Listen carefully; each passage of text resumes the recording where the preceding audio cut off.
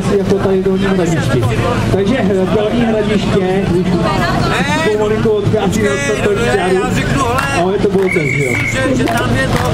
Ne, to jsem udělal proti tomu týmu. Tak to je výborný fanklub, Volkov na startovní čáře. Nepovedený start, dáme si start ještě jednou. A lépe. Stejný fanklub pro Volkov.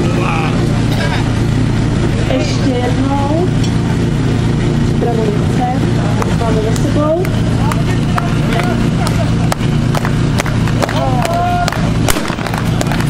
A už je všechno v pořádku. A je odstartováno, takže už Švejk dává koš, krásný koš, každý nabírá. PS12 bez úkolu.